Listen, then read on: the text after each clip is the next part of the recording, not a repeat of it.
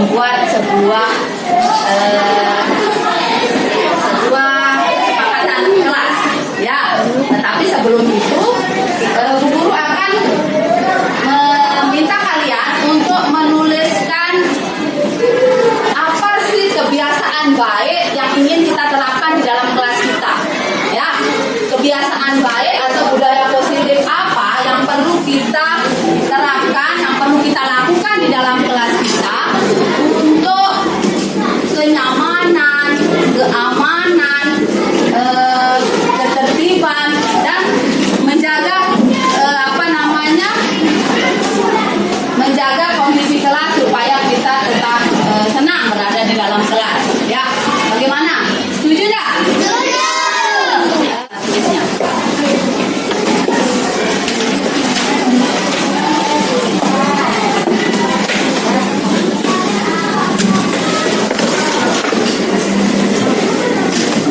Kan ditulis apa saja, ya, apa saja yang kalian inginkan, yang merupakan kebiasaan baik yang nanti bisa menjadi sebuah budaya positif di dalam kelas kita.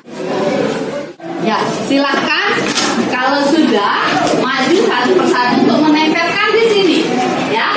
Kita tempelkan di sini. Silakan. Yang merasa sudah silakan boleh maju. Nah, satu persatu caranya, ya, supaya tidak berkerumun, ya. Supaya tidak berkerumun. Ya, hebat.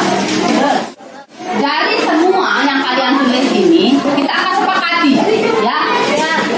Kita akan menyepakatinya menjadi sebuah kesepakatan kelas 4A, ya. Kita akan menempel yang di sana. Kalau memang kita sepakat bahwa hal itu akan menjadi sebuah kebiasaan baik yang akan kita lakukan di kelas kita, kita akan tempel di sini. Bagaimana? Setuju? Ya. Kita mulai dulu dari ini. Mengucapkan salam saat bertemu dengan teman dan guru. Setuju? Setuju. Kita tempel di sini, ya. Nah.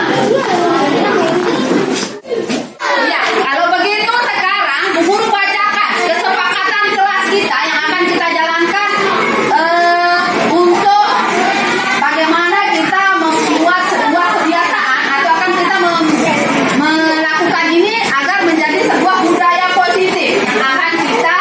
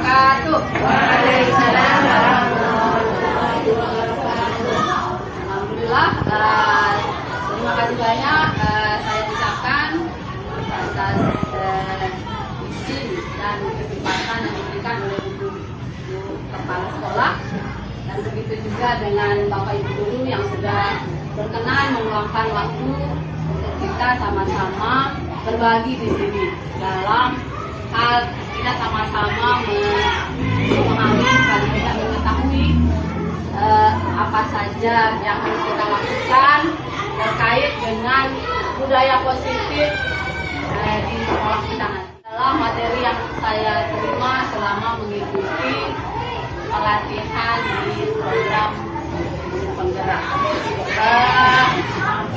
mohon izin yang akan memaparkan beberapa materi yang terkait dengan budaya positif. Itu yang kita lakukan secara terbiasa, ya, lama-lama itu akan menjadi sebuah budaya. Ya. Sehingga di sini budaya positif berarti budaya yang baik yang akan kita lakukan. Soalnya kalau kita menerapkan hal-hal yang positif, maka nanti anak akan belajar dengan merasa aman, nyaman, ya, untuk belajar, sehingga mereka akan senang untuk sekolah. Ya, tapi sebelum kita ke budaya positif, yang akan memaparkan itu bagaimana pandangan Ki Hajar Dewantara atau Bapak Pendidikan kita terkait dengan pendidikan. Di mana beliau menyatakan bahwa pendidikan itu adalah menuntun segala kodrat yang ada pada anak-anak agar mereka dapat mencapai keselamatan dan kebahagiaan yang setinggi-tingginya, baik sebagai manusia maupun sebagai anggota masyarakat. Jadi tugas kita sebagai guru itu adalah menuntun, sebagaimana yang disampaikan oleh Ki Hajar Dewantara, bahwa kita ini, guru ini diibaratkan sebagai seorang petani, ya, dan murid-murid kita itu adalah benih-benih tanaman yang akan kita tanam. Jadi kalau benih itu adalah merupakan benih yang unggul, benih yang memang kualitasnya baik, kemudian kita tanam di tanah yang subur, kita beri perawatan yang baik, kita pupuk, kita siram, dan kita berikan perawatan dengan maksimal, insya Allah kita akan mendapatkan hasil yang optimal. Tetapi lain halnya, walaupun benih itu merupakan benih unggul nomor 1, tetapi kita tanam di lahan yang kering, lahan yang gersang, kemudian tidak terlalu kita rawat, kita tidak menyiramnya, tidak berinya pupuk, walaupun itu benih unggul nomor 1, tetapi insya Allah nanti hasilnya akan kurang optimal. Begitu juga dengan anak didik kita, ya. Anak didik kita itu punya potensi, semua punya potensi, sehingga tidak ada anak yang bodoh sebenarnya, hanya belum digali potensi yang mereka miliki itu belum. Disiplin menurut Ki Hajar Dewantara adalah disiplin diri yang memiliki motivasi dari dalam diri, jadi tidak dipaksa, ya. Anak-anak secara sadar atau kita secara sadar dan dalam hati kita sendiri, kita sadar untuk melakukan suatu kebaikan itu, dan itu tetap kita lakukan secara konsisten. Itulah yang namanya disiplin positif, okay? Kemudian itu yang kita perlukan untuk mewujudkan budaya positifnya. Yang kedua, motivasi perilaku manusia. Semua orang punya motivasi untuk melakukan sesuatu, dan manusia mempunyai 3 motivasi. Ya, yang pertama, untuk kita melakukan sesuatu atau ada orang melakukan sesuatu itu untuk menghindari dari ketidaknyamanan atau hukuman. Yang kedua, itu untuk mendapatkan imbalan atau penghargaan dari apa yang dilakukan. Itu dari manusiawi kita. Kita takut, jangankan anak-anak, kita orang dewasa saja ada melakukan sesuatu, tidak jarang kita bukan niat sebenarnya, tapi kita ingin mendapatkan penghargaan, lalu kita dihargai oleh orang lain, ya. Kemudian yang ketiga, untuk menjadi orang yang mereka inginkan dan menghargai diri sendiri dengan nilai-nilai yang mereka percaya. Inilah motivasi yang ketiga ini yang bagaimana kita akan tumbuhkan juga anak-anak supaya tercipta budaya positifnya. Posisi kontrol guru. Posisi kontrol guru, kita sebagai guru ini punya 5 posisi kontrol. Yang pertama adalah penghukum. Nah, ini menurut saya selama ini yang sering kita lakukan, ya. Penghukum ini kita akan kalau kamu nggak kerjakan berdiri di depan. Nah, itu kan kedua adalah posisi kontrol sebagai membuat orang merasa bersalah. Ini pun tidak jarang kita lakukan. Ya, Bapak Ibu guru, pernah nggak kita bilang begini? Tidak kasihan apa sama Bapak Ibu? Capeknya Bapak Ibu sering ngomong, ya? Kamu nggak ngerti. Itu namanya kita posisi gajah-gajahan, aku ingin ngerti. Kasihan dengan doa. Kadang kita begitu. Kita membuat anak itu merasa bersalah. Yang ketiga adalah posisi kontrol sebagai teman. Di mana ini kita menganggap anak didik kita itu sebagai teman. Bagus memang, bagus. Tetapi dampaknya kepada anak betul di bawah. Kemudian anak akan merasa apa ya? Anak akan merasa kecewa di saat kita, misalnya karena kita sudah merasa berteman dengan dia, kita perhatikan temannya yang lain, dia cemburu, betul nggak? Anak-anak guru dah ini sama saya gitu, dia akan merasa kecewa di saat kita tidak melakukan sesuatu sesuai dengan apa yang dia inginkan. Ya.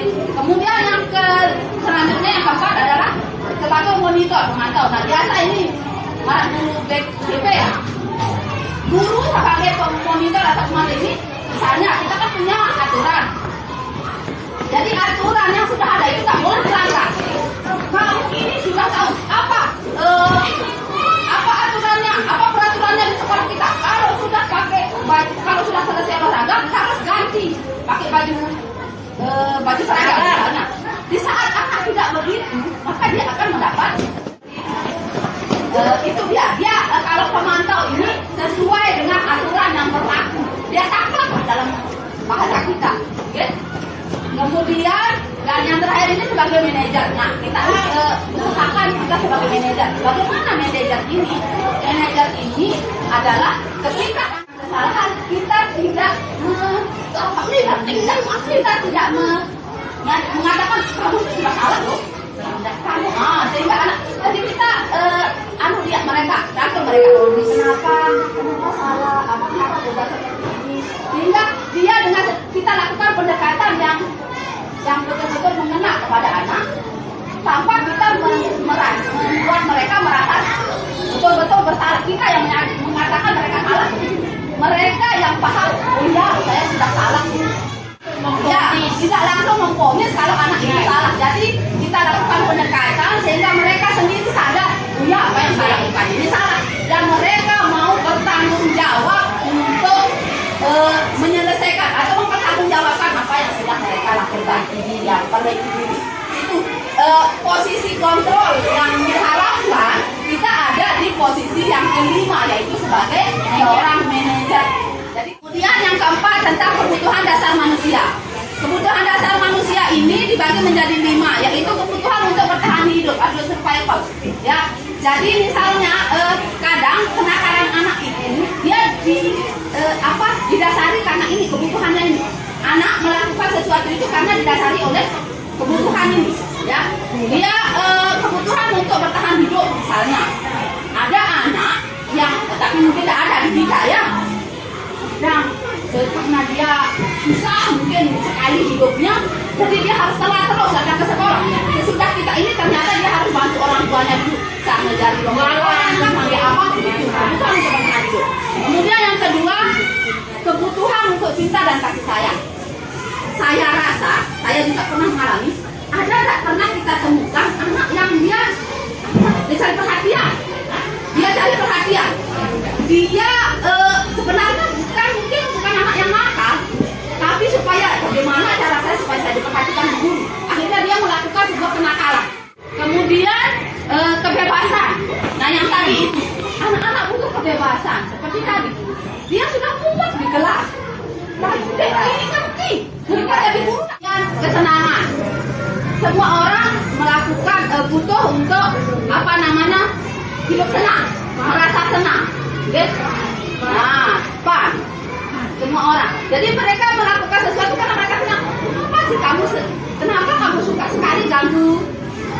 Kayak di sini misalnya Azani.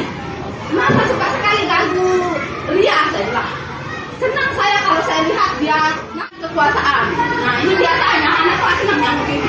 Ya, kalau kita lihat dia merasa dia paling senior di sekolah. Jadi dia membuat dirinya sebagai penguasa, ya, kekuasaan. Jadi, tapi sekarang alhamdulillah ya kita tidak mendengar lagi ada anak-anak yang memalak anak-anak kelas 1, 2. Kalau dulu kan sering kita temukan seperti itu.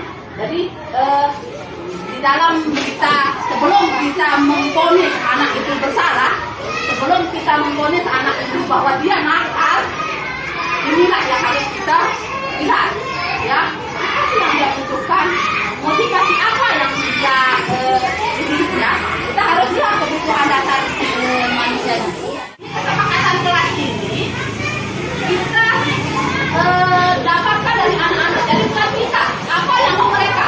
Kalian supaya kalian aman, nyaman di kelas itu apa maunya? Mau apa kalian? Nah, kita gali dari mereka. Sehingga mereka bilang, guru, tidak boleh. Ada yang bilang tidak boleh buka sepatu di kelas. Ini apa? Saya kemarin berikan mereka kertas uang itu kertas. Jadi silakan, boleh apa maunya. Dengan kesepakatan kelas yang sudah kita buat, mereka akan saling patuh. Dia saling ingat. Kita lihat, dengan kesepakatan kelasnya. Saya cuma bilang begini. Karena ada restitusi. Nah, restitusi ini adalah apa namanya tadi itu. Ketika anak melakukan kesalahan, di sini kan dijelaskan proses menciptakan kondisi bagi murid untuk memperbaiki kesalahan mereka sehingga mereka bisa kembali pada kelompok mereka dengan karakter yang lebih baik. Seperti tadi, ketika anak melakukan kesalahan, posisikan diri kita sebagai seorang netizen. Jadi kita restitusi mereka karena dalam restitusi itu ada namanya segitiga restitusi. Ya, kita validasi dulu tindakannya yang salah itu. Kenapa kamu berbuat salah?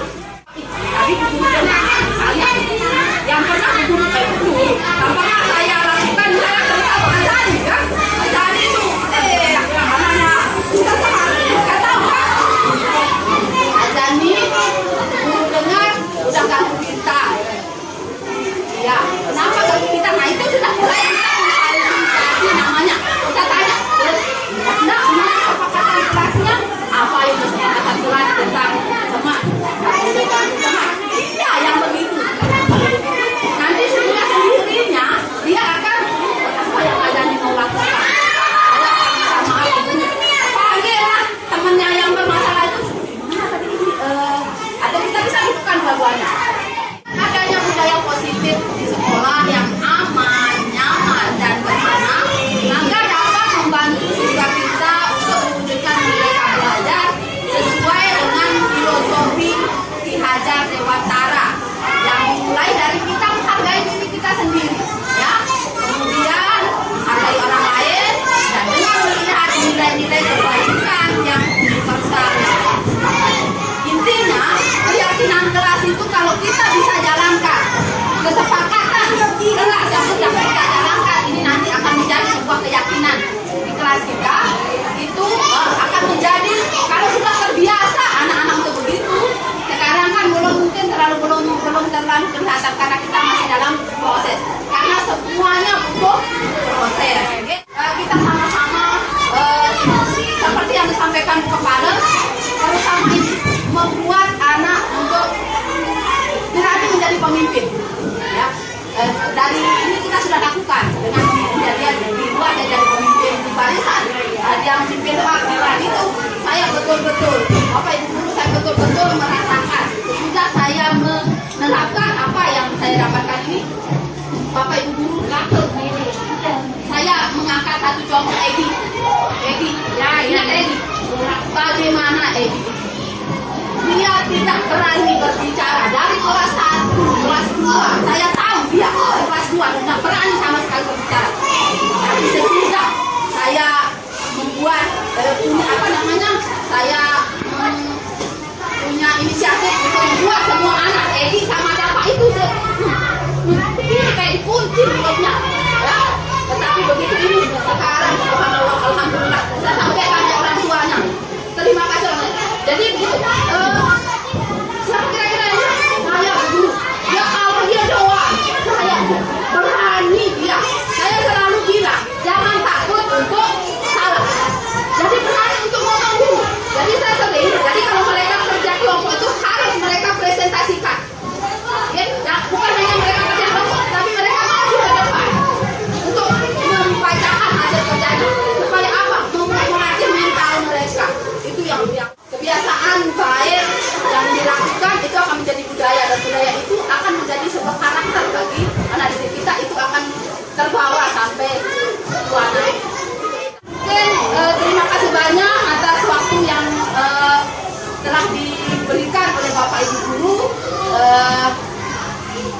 bukan saya, bukan ini, betul-betul kayak kita sama-sama